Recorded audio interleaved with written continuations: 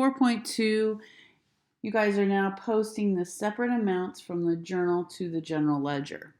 And in this first section here, we are only going to worry about if it's a general debit amount. So as you can see in the journal, in the example given for supplies, we are not going to worry about that cash credit of $275. We are only going to worry about anything right now that's in the general debit, and that's a supplies $275. So transferring information from a journal entry to a ledger account is called posting. Posting sorts journal entries so that all debits and credits affecting each account are brought together. For example, all changes in cash are brought together in the cash account. But in our example that we're looking at right now, everything for supplies is going to be brought together in the supplies account. There are 5 steps. The first step is to take the date from the journal, the transaction, and put it into the supplies account. So you can see, move that down. Since it's the first entry into the supplies account, we're going to go ahead and put the date, August, and then the date of the 3rd. The second step is to take page number 1 from the journal and move it down to the post reference column in the supplies account. The third step is to take that general debit up in the journal, the $275, and move it into the debit column of supplies. The fourth step is, and this is that running balance that we have going. We always want to know what that current balance is. And in order to have a current balance, we use this balance debit and credit column.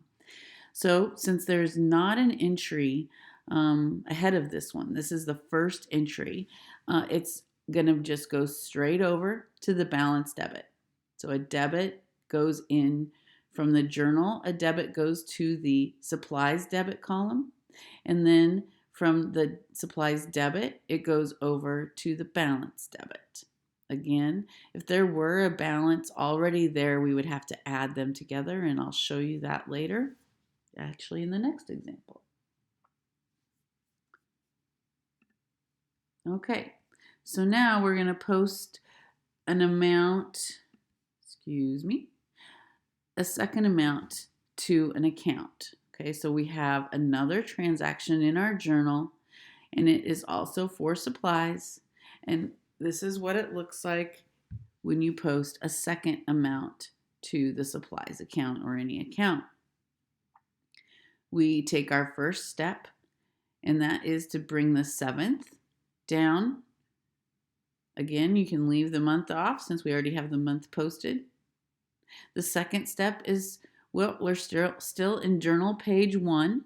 So we move the page 1 down to the post reference.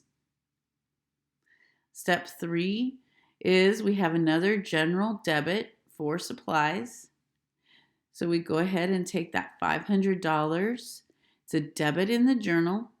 It goes to a debit column in the account. And then step 4, we have to keep that running balance up to date. We already have a debit in our supplies account of $275. A debit plus another debit, and in this case it's $500, is still a debit. Debit plus debit is a debit. So we have a running total balance right now, current balance of a supplies debit of $775. The last step is that we take that account number of 150 and we move it to the post reference column in the journal, 150. Now, the reason that we do all this, for the date is obvious, so we know what date things happen on. The journal page number, it's a cross-reference. Okay, so we're in the supplies account and we want to trace this transaction back so we can look at the post reference and see that it happened in journal page 1. So we can just flip back, find journal page 1, and the transaction really easy. Same is true when we're in the journal and we want to look at the supplies transaction.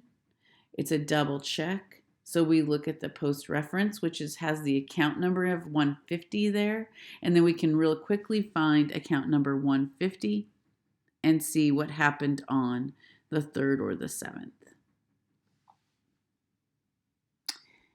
If there's a blank in the post reference column of the journal, it indicates that the posting for the line still needs to be completed. Okay, therefore, the posting reference is always recorded in the journal as the last step. So step number 5 is always the last step, because if we get interrupted and it doesn't get completed, then we know we still have work to do.